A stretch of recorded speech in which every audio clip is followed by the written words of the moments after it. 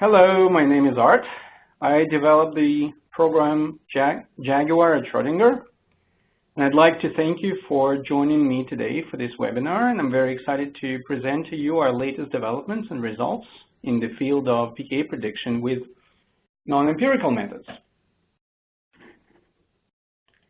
Today we're going to focus on one thing, pKa prediction, and let me first start off with reminding everyone what pKa is all about. As everybody probably knows, pKa is a measure of how easy it is to detach the proton from a molecule. The scale is logarithmic, and the lower the pKa, the easier it is to remove the proton. pKa is a wonderful, important factor in various applications. If you're developing drugs, pKa may help you understand if your drug will penetrate the blood-brain barrier. pKa will be also important for you if you are preparing protein structures. pKa may be a useful descriptor in structure-activity relationships. It can help you design organic synthesis, and it is important for numerous applications in material science. When we are talking about computational pKa prediction, there are essentially two strategies, two different ones. The first one is empirical prediction. The second one is non-empirical prediction. Empirical approaches rely strongly on lookup tables and similarity measures, or matching. They're usually fast, but they strongly depend on training. The results strongly depend on training. Non-empirical pKa prediction is usually slow, but the results depend weakly on training. What are the situations in which you want to use pKa prediction with non-empirical methods? There are numerous benefits. One of the strongest benefits is prediction of electronic substituent effects and their influence, how they influence the deprotonation and protonation processes. Here is one good example. Look at this molecule.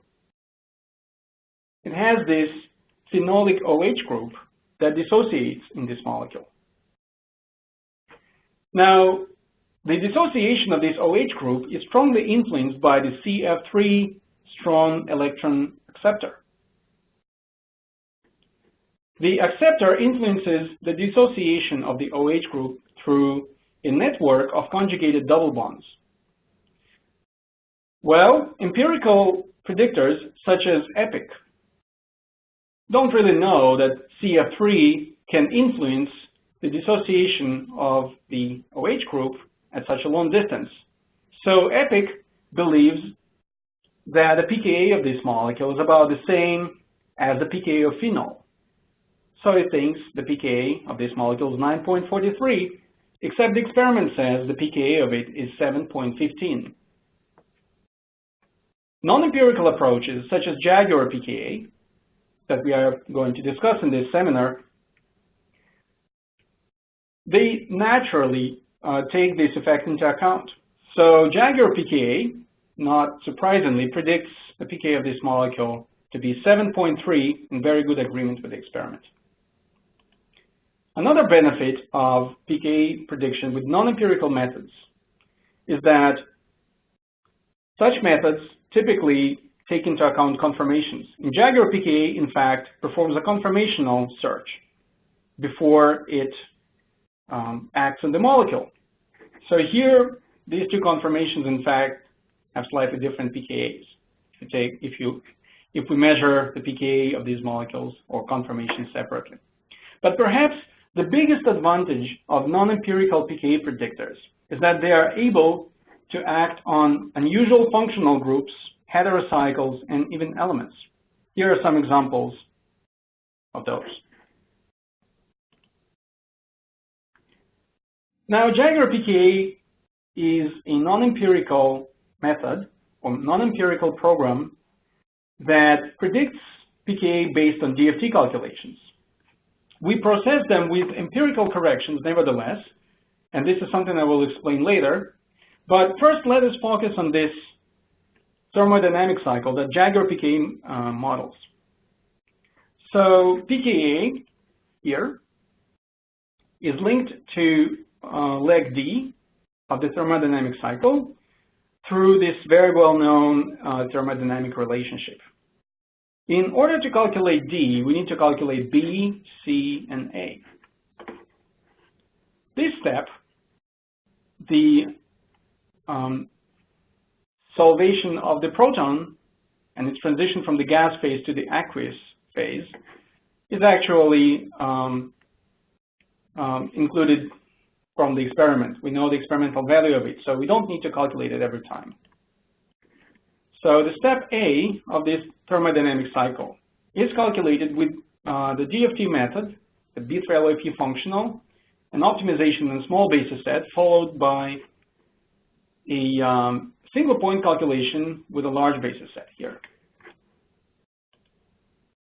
Legs B and C include calculation in solvation using the gas phase optimized geometry. So once everything is calculated, A, B, and C, we are ready to assemble our pKa in leg D. Here it is. Here's the actual formula. It involves energies in the gas phase and in solvation phases of the protonated and the deprotonated species corresponding to the reaction here. So if you notice, we marked that pKa with the word raw. What raw means is that this is the raw pKa that we obtain from this equation, but it may not be sufficiently accurate for comparison with the experiment. In order to compare the predicted pKa value with the experiment, and in order to predict it with a sufficient, in order to predict the pKa with a sufficient accuracy, we must correct this raw pKa with a couple of parameters A and B, those are linear, for each functional group. This is absolutely necessary if we want to achieve a very good accuracy for a very broad range of chemistries. I think it is very important to understand what micro pKa versus macro pKa is. This concept goes through this whole discussion because what Jaguar pKa predicts is essentially micro pKa. Micro pKa is a theoretically modeled pKa of a single protonatable site. Now, macro pKa is the pKa observable in the experiment. Very often they are the same. Those two things are the same if you have just one functional group, so that micro pKa and macro pKa coincide. Here is one example where micro pKa and macro pKa are the same. When phenol dissociates, there is only one functional group that can dissociate. And there's only one functional group that contributes to the pKa of the experimentally observed protonation or deprotonation process. There are more complicated examples where micro pKa is not the same as macro pKa. Here's one case. In this molecule, we have two groups that can dissociate. With Jaguar, for example, you can model the dissociation of just this one group. But the other group, of course, since it is the same, contributes to the experimentally measured pKa. So we could model two micro pKas and assemble them into macro pKas. Well, luckily in this case, we don't have to do it because the groups are completely symmetric, so that macro pKa is related to micro pKa through an entropic factor. There are more complicated examples than this, of course. When we have more than one group that can dissociate in the molecule, as in this molecule. But the two groups are not equivalent, so they may add slightly different contributions to the macro pKa that we observe in the experiment. So how do we go about assembling micro pKas into macro pKas so that we can compare Jaguar pKa predictions with the experimental predictions. The good news is that the contribution of micro pKas to the observable macro pKa quickly drops with the separation between micro pKas. As we saw in the previous slide, if two micro pKas are the same, taking just one of them for macro pKa will introduce an error of 0.3 pKa units. Essentially, if you wanted to ignore the second group that contributes to the observable pKa, you are going to introduce an error of 0.3 pKa units. This error is although unpleasant, but it's not too big. In fact, we want to take it into account, but I'm saying that even if you ignored it, that wouldn't be horrible. Well, the better news is that if two micro pKas differ by 1 pKa unit, which is very often the case, then the error that we will introduce will be very small, 0.04 pKa units. So we essentially can take just one micro pKa that contributes to the macro pKa. And it goes like this. If the separation is by 2 pKa units, the error we are going to introduce by neglecting the other functional group that dissociates or is protonated, we're going to introduce a very small error here that is totally neglectable. This is where this is a typical case when this happens. In this molecule, we have two groups that can dissociate, two acidic groups. One group is phenolic group here. Another group is the COOH group. Everybody knows that the micro pKa of COOH group is much lower than that of micro pKa of the OH group. In fact, they differ by about 5 pKa units. This is a very big difference.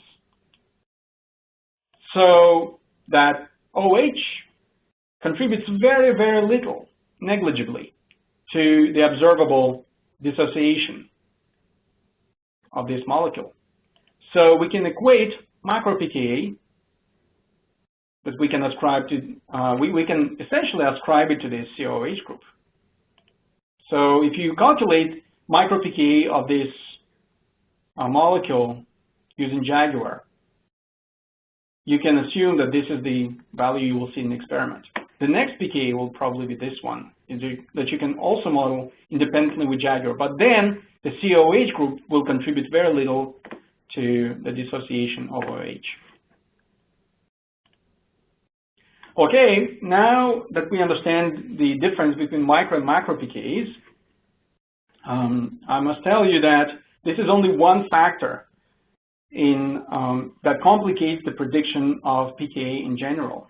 Here it is, I'm showing it here. This molecule corresponds to micro-macro pKa. There are other different factors that are important that must be taken into account if we want to predict macroscopic pKa and compare it with the experiment. For example, there may be different conformers that contribute to the dissociation of your molecule. There may be different tautomers, which is an even bigger problem. There can be even different mesomers, which are artificial structures that you can draw on paper. But for identification purposes, Jaguar must know what functional groups you use. So it may sometimes misidentify your group if you draw it in a very unusual way. There are possibly additional interactions in your molecule, as this one. Intramolecular hydrogen bonds can contribute to the complexity of the dissociation process.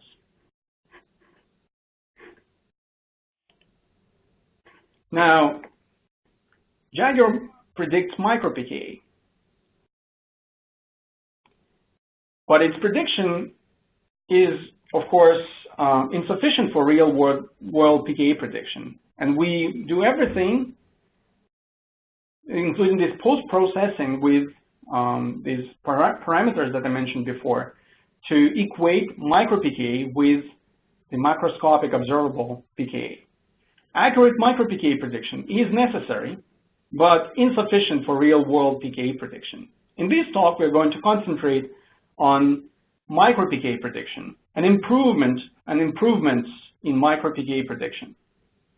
It is still a very important problem. There is still a lot of progress to be made here. Even micro pKa prediction is difficult. Predictions must be trained on monofunctional, relatively uncomplicated, but at the same time diverse systems. And such experimental data is scarce.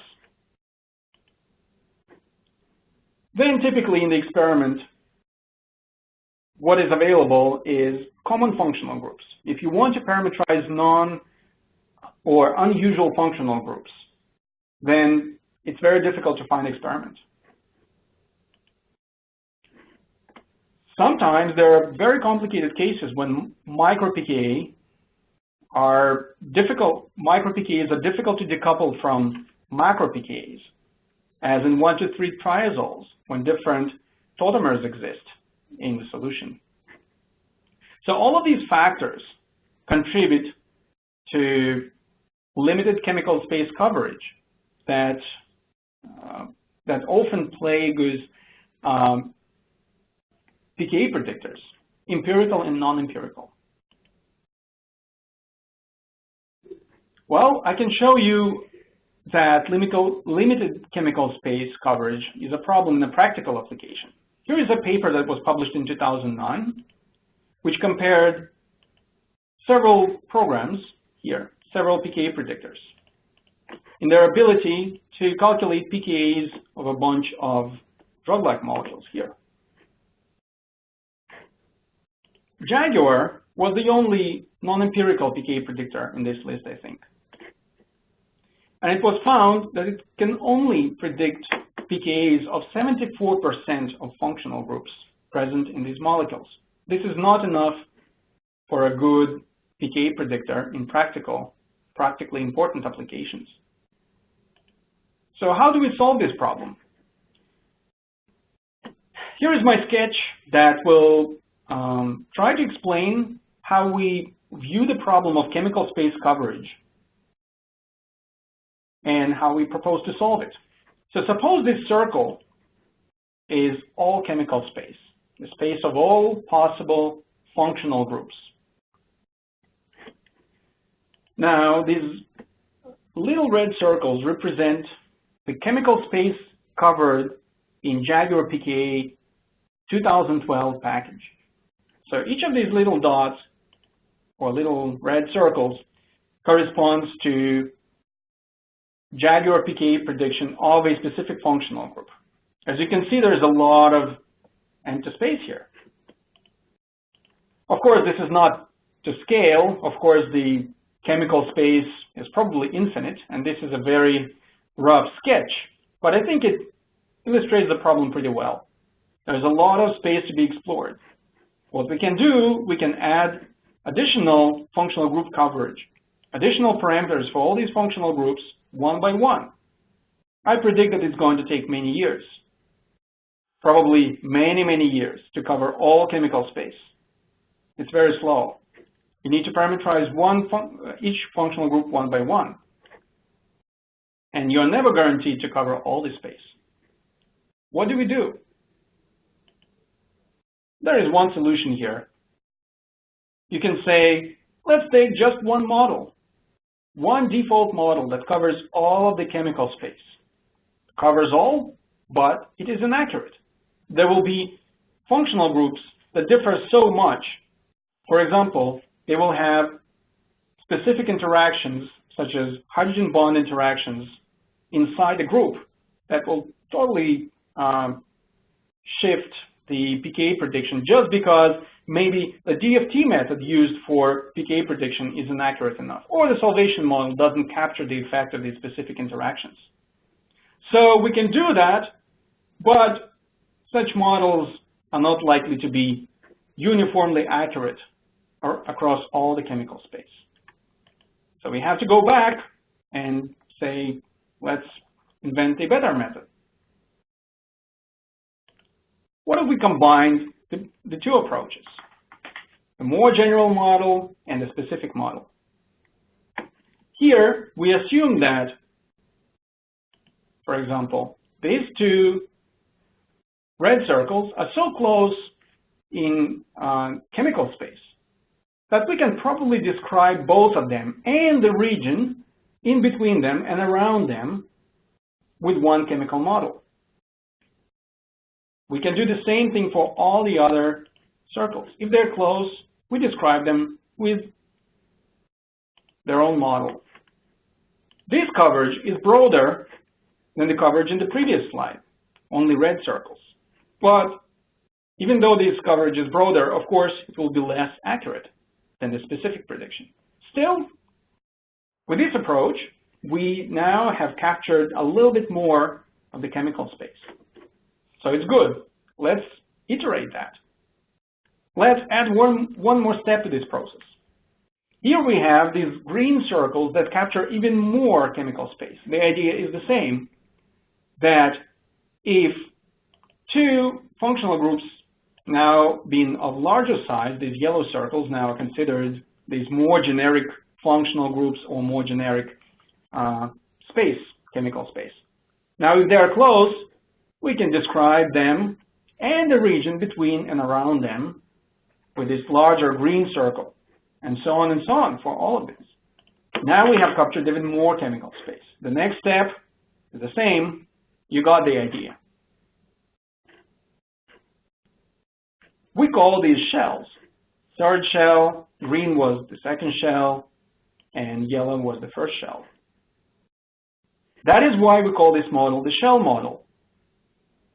We describe the chemical space with a collection of shells where each shell represents a special chemical model or pKa model with its own parameters, and can predict the pKa with kind of different level of accuracy depending on where you fall in your chemical space. Of course, there's a lot of empty space here, and we can cover it, the rest of it, all that remains with the most generic model, all coverage, the gray area here.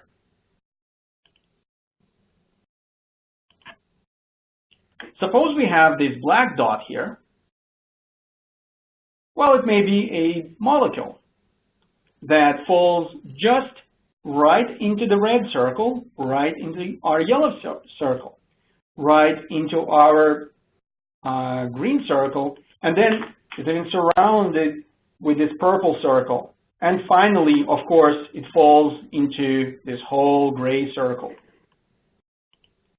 So, as I said, it falls into all of these areas, and therefore, this compound or this functional group can be described with all 5 models. Of course, we want to take the most accurate model, most specific shell. We know that it is most accurate because there is a measure of accuracy associated with it, namely the RMSD of fit to the experimental data. We can use some other parameter, but this is what we use in Jaguar pKa. So we go from the most accurate model to the least accurate one here. If we are lucky enough and our compound falls into a circle for which we have a very specific parameterization, then we'll get the most accurate result. What happens if our circle falls into an area for which we don't have a very specific parameterization? Jaguar 2012 would exit telling you that, sorry, I don't have parameters for this functional group. Therefore, it does not return any pKa prediction. So you're left guessing what the pKa of this specific group is. Now, Jaguar 2013, that employs a shell model, does much better. It says, all right, I acknowledge that I don't have a very specific parameterization for this functional group, but I can fall back on a more general model, the green one in this case, and we'll use that model to predict, to correct my raw pKa and return you the pKa that you can compare with the experiment. That is much better than returning no pKa result at all. Of course, there will be cases when your molecule or your functional group is so unusual that it will fall into this gray area. What do we do then? Of course, we apply the most generic shell, and this is probably not a very accurate prediction, but it will still be accurate enough for you to generate a meaningful conclusion from this result. I will show you some results coming from this gray area later.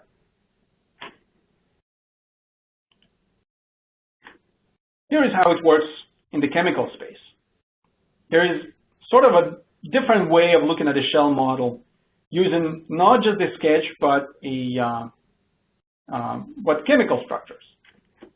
So this model, this molecule can be described with this very, very specific shell, which captures the whole molecule.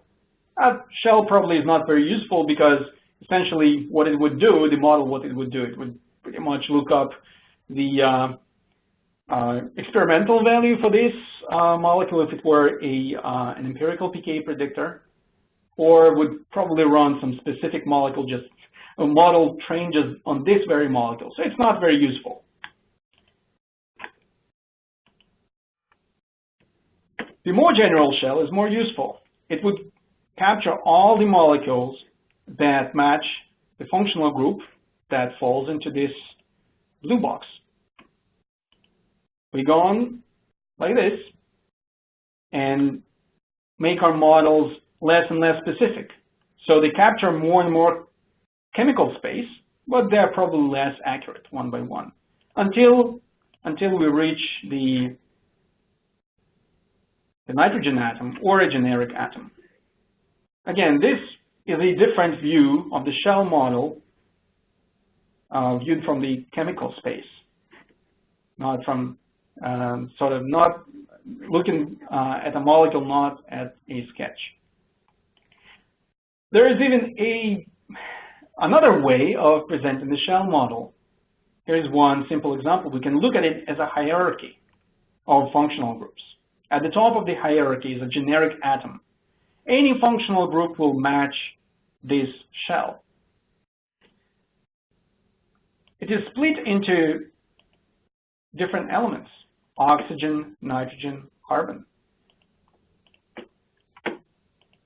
So only oxygens will match this shell and generic shell, the most generic shell. Oxygens can be sp3-like, sp2-like. Nitrogens can be sp3-like, sp2-like, sp-like, and so on, until we go down to the very specific functional groups, such as ketones or hydrazones. It is important to know that this is not the actual model, not the actual shell model used in Jaguar pKa 2013. Because in 2013, Jaguar has 68 very specific functional groups. And you can imagine how large this diagram would be if I presented it in kind of real size. So this is sort of a sketch also, but it's a different view of the shell model. Let's now apply this toy shell model to the molecule that we saw in one of the previous slides. Suppose I want to model the protonation of this nitrogen. Well, this is a very well-known structural group, of course, benzodiazepines and drugs. And so we do have a specific parameterization for it in Jaguar pKa, of course, here. Well, notice that there were several shells here that matched this functional group. Benzodiazepines are imines, and imines are sp2 nitrogen. And then we have sp2 nitrogen, like nitrogens are of course nitrogens, sorry, and nitrogens are of course generic atoms. Of course, we will select the best matching shell, the most specific matching shell for our pKa prediction. Let's give this model a more difficult task. Let's try to model the protonation of this carbonyl sp2-like oxygen. It is very likely that your empirical pKa prediction will tell you, sorry, I don't have parameters for this, so it will not return any prediction. Jaguar pKa 2012 would also tell you that it doesn't have parameters, so no pKa, you have to guess it. Jaguar pKa 2013 uses the shell model, and it says, all right, I don't have very specific parameterizations, a very specific parameterization for this functional group, because this functional group is neither an aldehyde nor is it a ketone, but it is matched as something like R prime CO, and all of these shells also match. All right, so now we can return a pKa prediction based on this shell. Notice that it will be probably much more accurate than a model. Then this prediction will be probably much more accurate than the model used for the generic atom. So even though we are losing some accuracy, we are still doing the best possible job for this functional group for the amount of training data that we have. How do we parameterize the shells? You can imagine that there are lots and lots of these shells. Even if we have 68 specific shells, we probably have a lot more generic shells. Well, it's actually pretty easy to parameterize those generic shells. They can be parameterized automatically. First, we parameterize the most specific shells using the available experimental data. And then we parameterize the that is less specific shells. There is one example. If we have specific parameterizations for aldehydes and ketones, then the parameterization of something like R prime CO, such as the group shown in the previous molecule, can be obtained automatically. Here is how it works. Suppose we want to parameterize the shell RSH, sorry. So R can be anything, can be alkyl, can be aryl, or can be even something else. So alkyls here, in this plot, raw pKa versus experimental pKa, are portrayed with these yellow circles. The cyan circles are alkyl SH. So we can draw three lines here. One will correspond to aryl SH, another one will correspond to alkyl SH. But we can also draw a fit for all of the points, thus making it RSH, where R is general. So in this way, the parameterization of RSH was performed automatically. How does it work? What are the results? If we apply this RSH to some molecules that are neither alkyl or aryl, we'll see. This is an illustration of the shell model for RSH. It is composed of alkyl SH and aryl SH.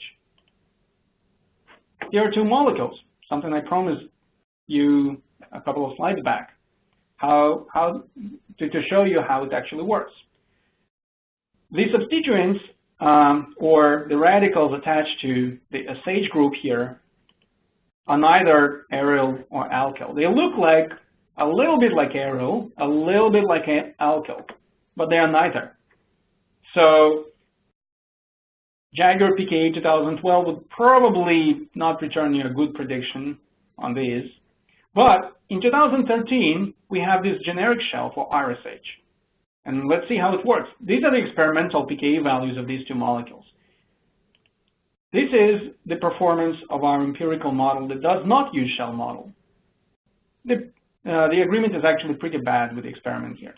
Jaguar, although it does not have specific parameterizations for these functional groups, something like 7-membered ring, CO next to SH, etc., it will employ the generic model for RSH to predict the pKa of these two molecules. And actually, the results are pretty good here. They're not perfect, but they're within meaningful accuracy for pKa prediction.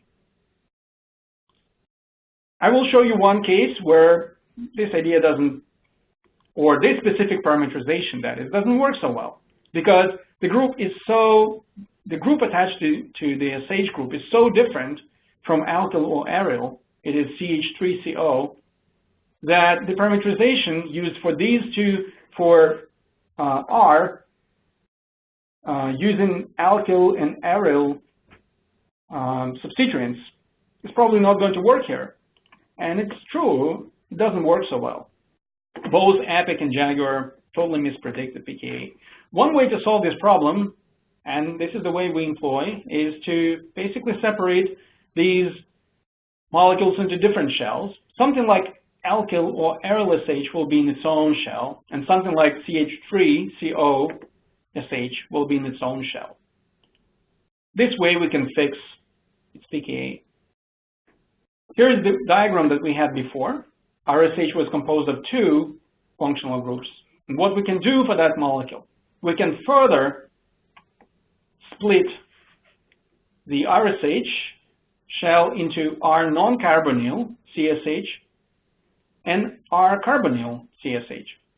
Thus, this model would be applied to the other two, to the two molecules that were a little bit like alkyl or aryl.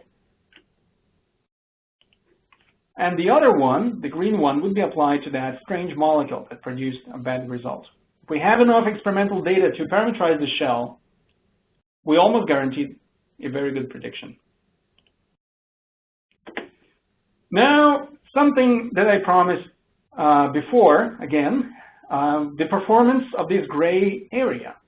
What happens if your molecule is so strange or unusual that we have no parameterization for it whatsoever? How does this gray area perform?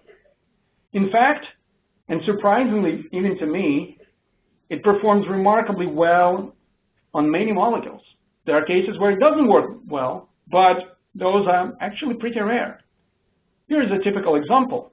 I'm going to study the dissociation of this OH group attached to very unusual other functional groups. You can see there is a silicon, phosphorus, and more common elements, but in sort of unusual functional groups. But the first two molecules, this most generic parameterization performs remarkably well. For this molecule, it does pretty well, not perfectly, but pretty good. For that molecule, it actually does not do very well, but instead of giving you no result, it at least gives you a pretty good guess, pretty good estimate. I think this is a useful information.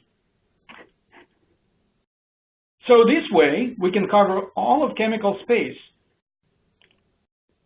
And even when your molecule is very unusual, Jaguar pKa still predicts its pKa pretty accurately. From some of the previous slides, you might have seen that it is important to have specific parameterizations for functional groups, because those are most accurate. And around those, you can draw those circles. In 2012, Jaguar pKa had 26 specific parameterizations. We recognized that this was not enough. So now we have added more functional groups to make 68 functional groups in total. New functional groups are shown in this orange color. How does it work in the big picture? In the big picture, here we have 73 small and medium-sized organic molecules with common functional groups. The red line here corresponds to perfect agreement. It is not the fit through all these points, of course. So we see the performance actually is pretty good. Here's one outlier, and this was a very, very unusual functional group where this gray area did not perform so well. But for many other molecules, it actually did so well that they lie very close to perfect agreement. Well, these are small molecules. How about actual drugs? If you're doing drug discovery, you're interested in somewhat larger molecules like these that correspond to drugs or drug-like molecules.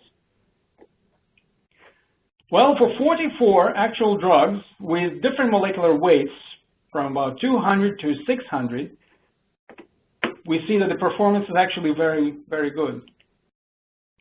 Usually drugs actually have pretty usual functional groups, but occasionally they have unusual heterocycles. We see that the performance of Jaguar pKa 2013 is actually very good. How long does it take? In the beginning, I said that Jaguar pKa and non-empirical models in general, non-empirical pKa predictors, are generally slow, just because they need to run those DFT calculations that take time. Now, with advances in Jaguar parallelization, we can routinely run pKa predictions of drugs of about 400 to 500 molecular weight, units of molecular weight. So we see that for a small drug that has molecular weight of about 200 units, it might take you maybe 10, 15 minutes, maybe 20 minutes to calculate its pKa on 12 AMD Opteron cores. These are not the fastest cores, not the fastest hardware in the world, but these are popular because they're quite inexpensive per core. Your largest drugs, some of the largest drugs, probably fall here in this category of 400 to 500 molecular weight.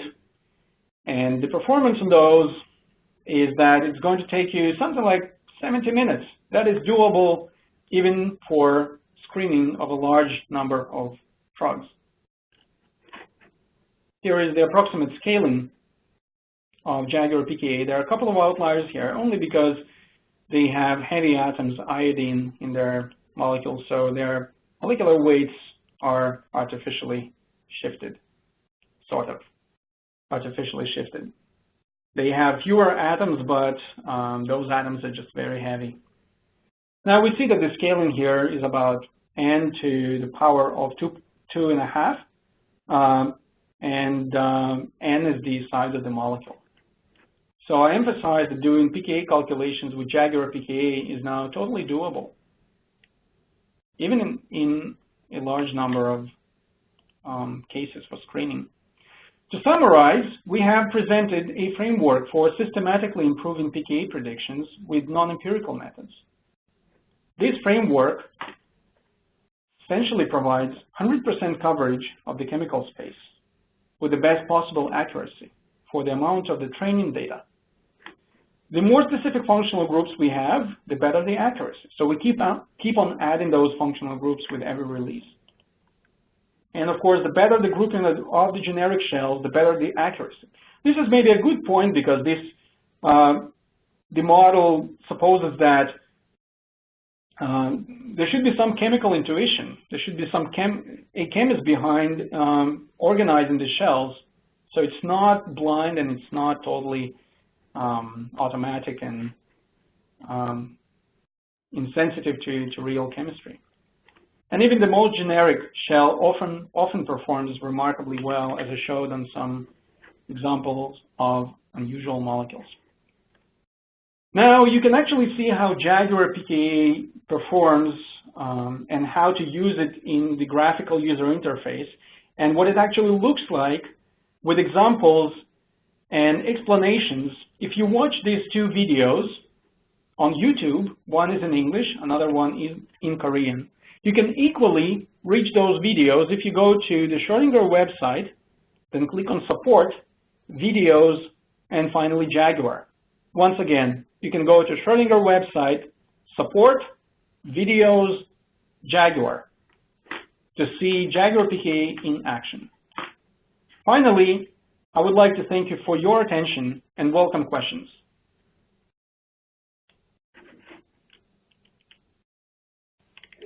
Thanks, Art. We have a couple questions that have come in. If anyone else has questions, you can type those into the chat window, and we will address them. When you were discussing the macro and micro pKa, you showed an example where there were two acidic pKas. A new user is curious how the pKa's would be affected in the context of a Zwitter ion, how they might interact. Yeah, this is a very good question. Zwitter ions are usually problematic in pKa predictions because solvation models used to treat our molecules in pKa prediction, sometimes the solvation model does not account for Zwitter ion effects, very strong coulombic interactions accurately, so that we can introduce additional errors. In 2013, in fact, we have taken care of this problem. This is something I didn't mention in these slides because this is a different topic, a different improvement of our pKa model. We actually, in fact, included parameterizations and a special shell model for Zwitter ions so that Jaguar now can treat Zwitter ions naturally. We have introduced an additional correction for describing the Zwitter ion that depends on the distance between the charges. There are still some things to be improved about that model, but we are confident that it's a very good first step. We have some exciting results about Zwitter ions, and molecules such as amino acids now are naturally described with this shell model for Zwitter ions. So yes, we can work with Zwitter ions, and yes, we now have improved pKa predictions for them. Great, thanks, Art. Does the timing that you presented a couple slides ago, does that include conformational searching time as well as the tautomeric sampling? Yes and no. It does include conformational search, but it does not include tautomeric sampling. Tautomers are probably one of the most difficult problems beyond just micro-pKa prediction. What we do, we have a protocol based on our program EPIC. EPIC not only predicts pKa empirically, but it also is good at predicting tautomers. So we have a completely automated protocol that runs EPIC first and then gives you the most probable tautomer, and then we act on that tautomer. So we do perform conformational search, but as part of Jaguar pKa workflow. But tautomeric sampling or tautomeric search requires the program EPIC, and we are working to improve that protocol and workflow that includes tautomers. And this is pretty much a holy grail, the holy grail of the pKa prediction, being able to predict macro pKas with conformational search and with tautomers and with all the other stuff, all the other additional interactions that are involved in pKa prediction. Great, thanks, Art. One user asks, how do you determine the aqueous state of the ion when you're determining the pKa? How do you get a hydrated acid, a protonated acid? We don't, yes, I understand. It's a good question. We actually don't describe the aqueous state of the molecule explicitly. We don't add any explicit waters there because we describe our solvation model is an implicit solvation model. And then, of course, there are specific interactions with specific functional groups. There are some waters that explicit waters that are often present around those functional groups. And this is why your raw pKas will actually be fairly different from the experimental pKa. And that is why we need to correct those raw pKas with these additional parameters, A and B, that I showed you before. So in a way, we account for those explicit solvation effects with these parameters for specific functional groups. And as I showed you the results, the performance and the results are actually pretty good with this approach. Great. Another question is stepwise pKa prediction possible? Yes, it is possible. So stepwise pKa prediction is a little difficult still because it involves multiply charged species. And The moment we enter the world of multiply charged species, we run into essentially the same problem as in the world of sweeter ions. So that the interaction between strong charges need to be taken into account in the salvation model very accurately. So Jaguar will run those molecules. We are trying to generate validation data, trying to understand how accurately it actually performs on predicting stepwise pKa when we have to predict pKa1, pKa2, pKa3. My current understanding is that it actually gives meaningful results, but I don't have the data to show you what the results actually are. And I believe that the performance for subsequent ionizations or protonations is worse than that for the first step. But I think with the advances that we are making for sweeter ions, we will also get to the problem of sequential pKas, and we'll address it in one of the future releases. Great, thanks, Art. Is the parameterization or the shell that's used to predict the pKa output as part of the result of the calculation? And if so, is it possible to use that data as a way to evaluate the confidence that you can have in the prediction, assuming that a more specific shell should give a better prediction?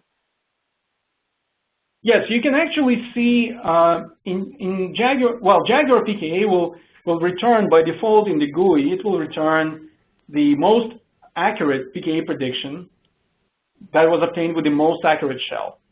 How does it know that it's the most accurate shell? Because it has a parameter or a value of accuracy associated with each shell. But you can also see the predictions of all the other shells.